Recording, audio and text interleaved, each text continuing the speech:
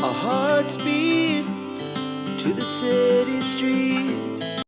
Hello everyone. So in this particular video I'm going to tell you about what you have to choose when it comes between the self study and the coaching institute, right?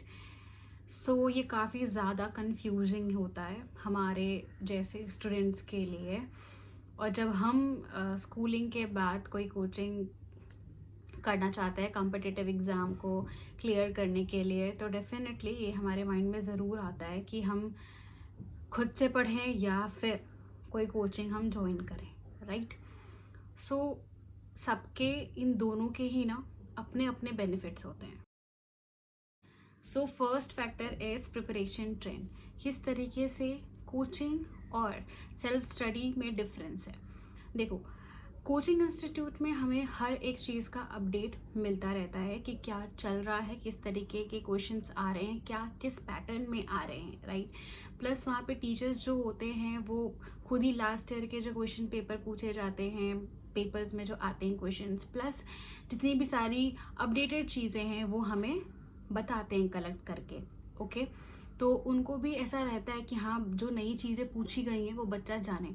जो चीज़ें 8 साल पहले पूछी गई हैं या फिर कुछ चीज़ें 4 साल पहले पूछी गई हैं, उसको इस बार किस तरीके से तोड़ मरोड़ के पूछा गया है इन इनडायरेक्टली वे, और हम पकड़ नहीं पा रहे हैं उस क्वेश्चन को, तो वो भी एक अच्छे तरीके से वो बताते हैं।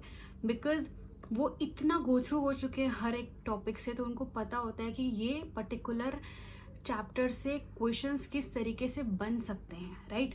तो वो एक अपना एक्सपीरियंस शेयर करते हैं, प्लस हमें एक नई चीज़ें बताते हैं, तो अपडेटेड रहोगे आप कोचिंग में, राइट?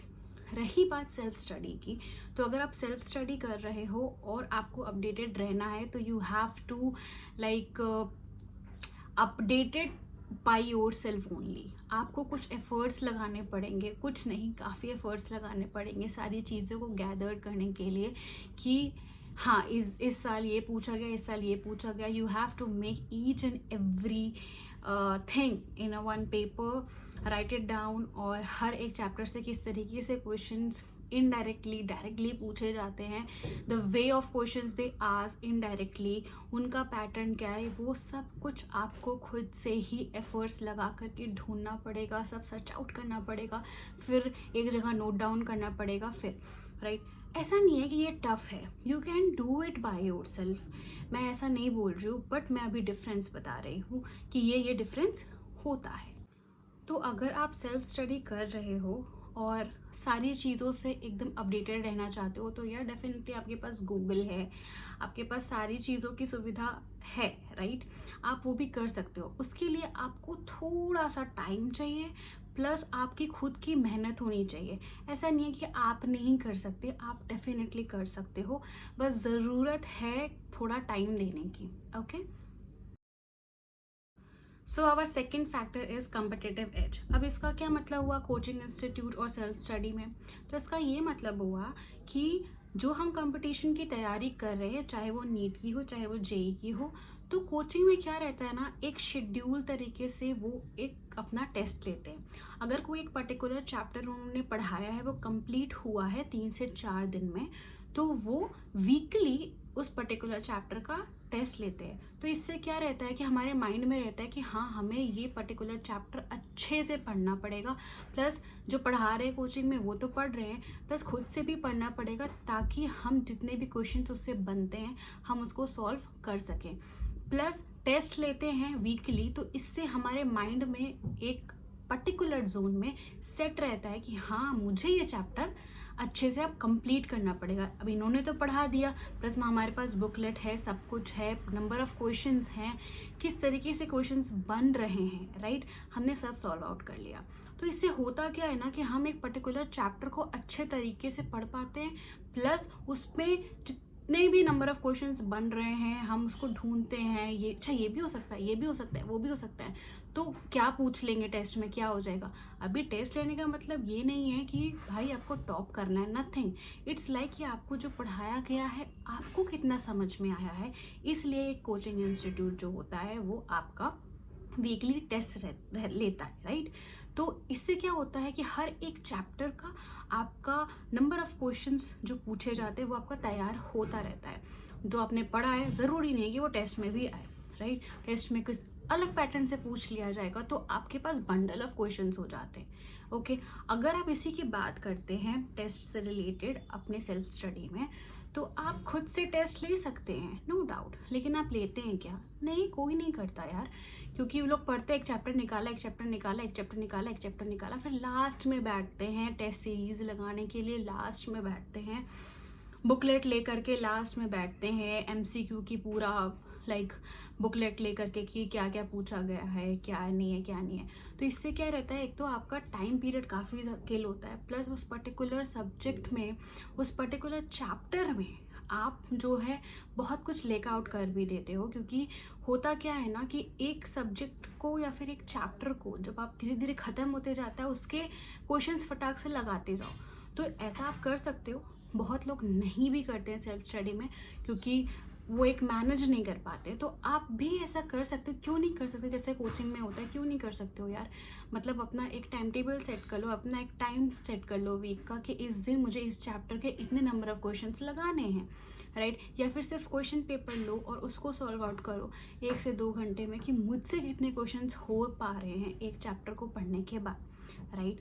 तो ये इतना टफ भी नहीं है, तो आप इसको भी कर सकते हो। लेकिन आपको खुद से करना पड़ेगा, आपको खुद से बुक लेनी पड़ेगी, या फिर आप एक एमसीक्यू की पूरा चैप्टर वाइज भी बुक आता है, जो भी है वो आपको लेना पड़ेगा, खुद से करना पड़ेगा, और इसके लिए आपको खुद ही मेहनत करनी पड़ेगी।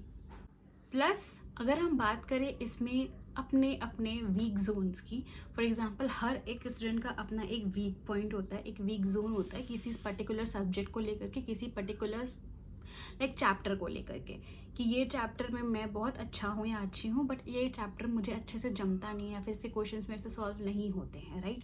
तो अभी कोचिंग में क्या होता है कि आपको अगर कोई चीज़ नहीं समझ में आ रही है तो यू कैन आस्क, राइट। आपको एक फॉर एग्जाम्पल एक रेमेडियल क्लासेस भी की जाती हैं वहाँ पे, कि हाँ आप वहाँ पे वीक चीज़ें जो आपको नहीं समझ में आ रही, जो क्वेश्चंस आपसे नहीं बन पा रहे हैं, तो वो आप अपने टीचर से पूछ सकते हो। अगर हम बात करें सेल्फ स्टडी की, तो आपको कहीं ना कहीं ये एनालाइज करने में थोड़ी दिक्कत होती है कि ये मेरा वीक टॉपिक है, या फिर ये मेरा वीक चैप्टर है, या फिर ये पर्टिकुलर सब्जेक्ट मेरा वीक है, किस तरीके से इसको इम्प्रूव किया जाए। फिर आप उसको लेट गो करते हो और उसी पे फोकस करते हो जो आपको अच्छे से आता है, राइट। तो आई थिंक ये काफ़ी मेजर फैक्टर बन जाता है, और हम स्टूडेंट जो होते हैं वो अपनी वीक चीज़ों को हटा करके, मतलब जो चीज़ें हम अच्छे से गैदर कर सकते हैं, जो चीज़ें हम अच्छे से पढ़ पा रहे हैं या फिर समझ में आ रही है, हम उसको ही लेकर के हमेशा बैठते हैं, चाहे वो कोई भी सब्जेक्ट हो, राइट। तो बेटर हो रहेगा कि आप इस चीज़ को फॉलो करो कि आपके जो वीक टॉपिक्स है पहले उसको कंप्लीट करो, क्योंकि काफ़ी ज़्यादा क्वेश्चंस कभी कभी ऐसे हो जाते हैं हमारे साथ, अनलकली उससे ही आ जाते हैं जो हमारा चैप्टर या फिर जो हमारे जो सब्जेक्ट रहते हैं उनके जो चैप्टर क्वेश्चंस रहते हैं वो वीक रहते हैं, और हम उनको ही नहीं देखते, उनको ही नेगलेक्ट करते हैं। सो बेटर कि हम सेल्फ स्टडी करते टाइम उन चीज़ों पे ज़्यादा फोकस करें जिसमें हम वीक हैं, जिसको हमें समझने में काफ़ी टाइम लगता है, और वो चीज़ से नंबर ऑफ क्वेश्चंस ज़्यादा बनते हैं। Okay, so third factor is material, right. तो कोचिंग इंस्टीट्यूट और सेल्फ स्टडी में ऑब्वियसली डिफरेंस रहता ही रहता है, राइट। मटेरियल को लेकर के हम बात करते हैं, तो कोचिंग में हमें हर एक सब्जेक्ट का हर एक चैप्टर वाइज मटेरियल प्रोवाइड किया जाता है। कुछ कोचिंग में हर एक चैप्टर का अलग अलग मॉड्यूल होता है, या फिर कुछ कोचिंग में होता है कि एक पर्टिकुलर सब्जेक्ट का एक मॉड्यूल दिया जाता है, राइट। तो उसमें हर चीज़ों को अच्छे से प्रिसाइज तरीके से बताया जाता है, प्लस नंबर ऑफ क्वेश्चंस भी रहते हैं, और उसको इजी करने के लिए अच्छे डायग्राम्स प्लस बहुत सारे एग्जांपल्स के साथ हमें वो मॉड्यूल्स दी जाती है। तो इट्स लाइक कि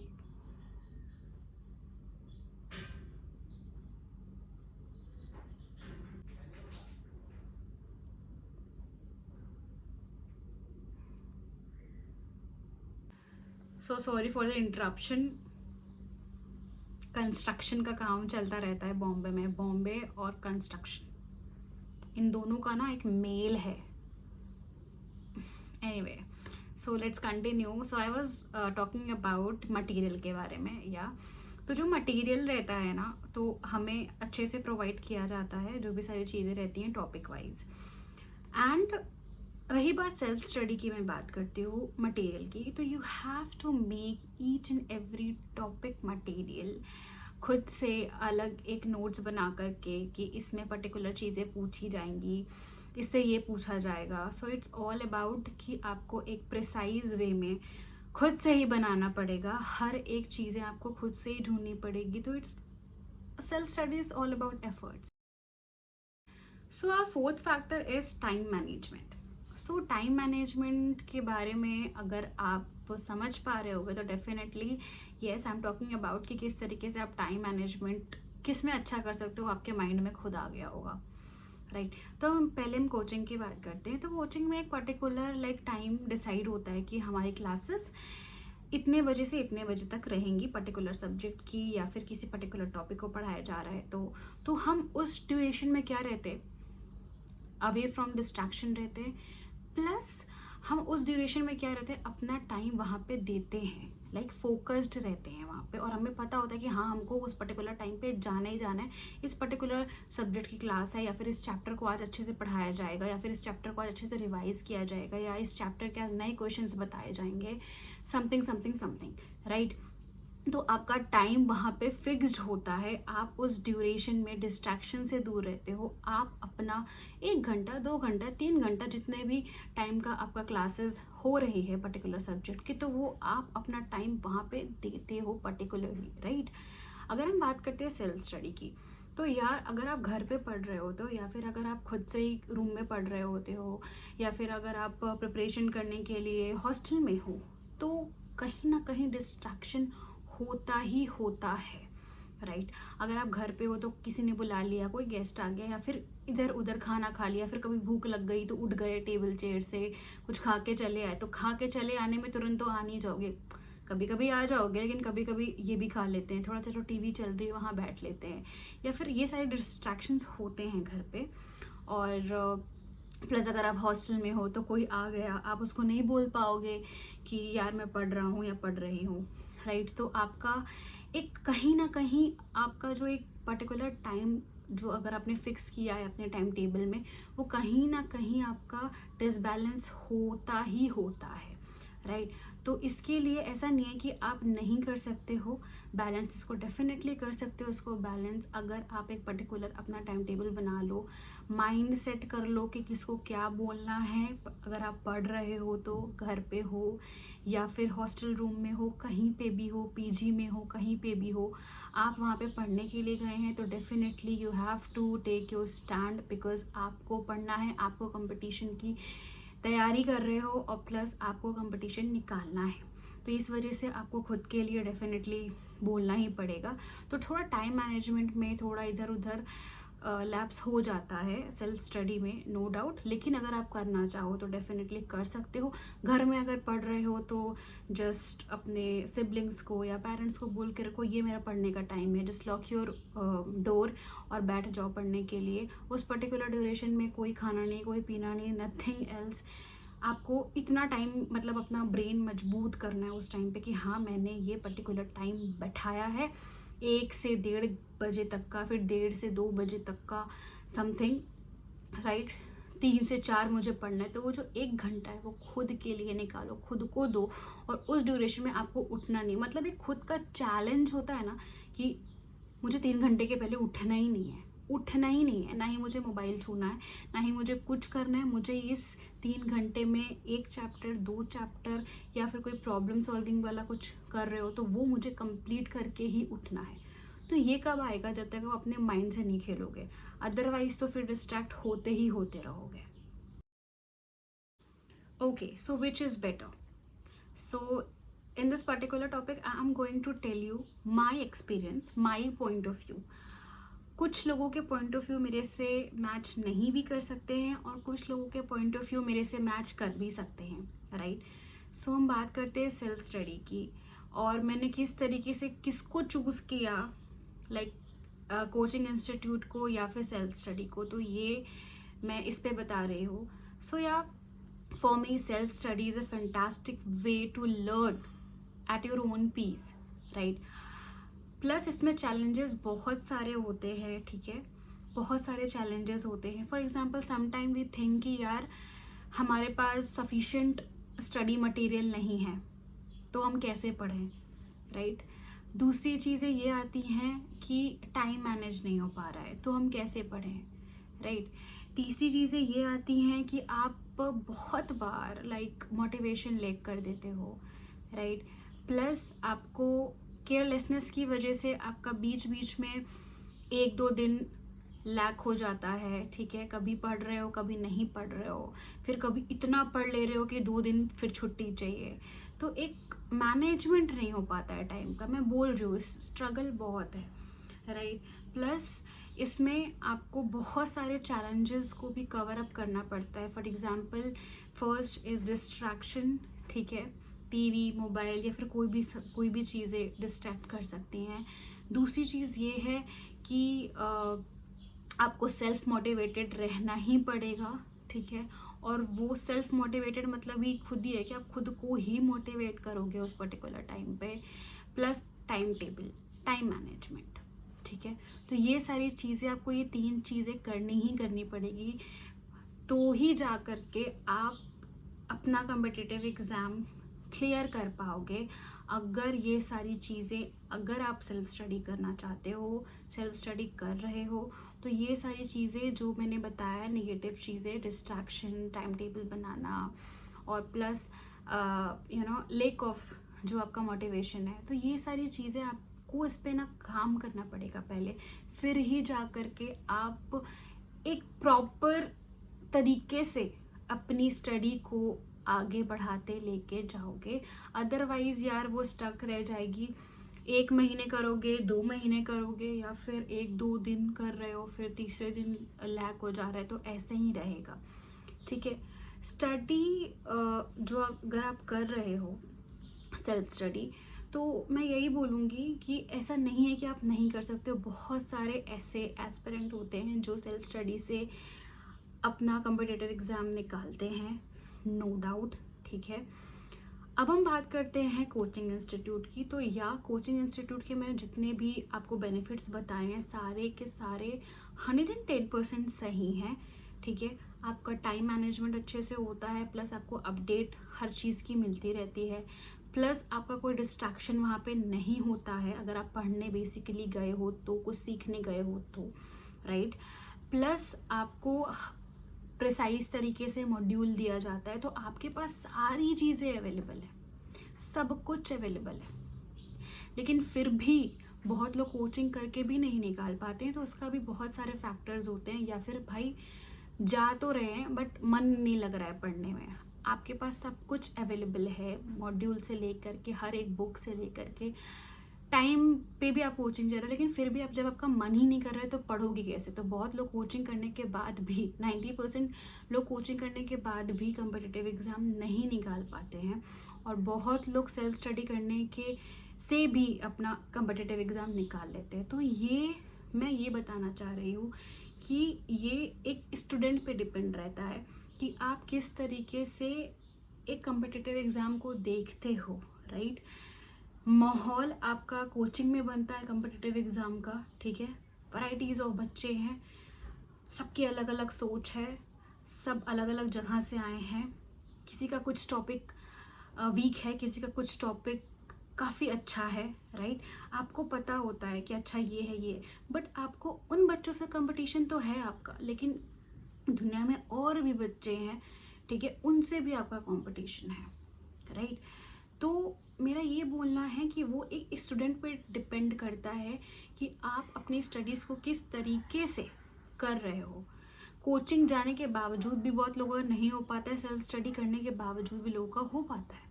कोचिंग जाने से भी लोगों का निकल जाता है, जिनका निकलना होता है, क्योंकि वो साथ ही साथ खुद से भी पढ़ रहे होते हैं. भाई कोचिंग में सिर्फ आपको एक पर्टिकुलर टॉपिक को अच्छे तरीके से पढ़ाया जाएगा, उसके सारे डाउट्स क्लियर किए जाएंगे, पूरा आपको क्लैरिफाई किया जाएगा सारी चीज़ें.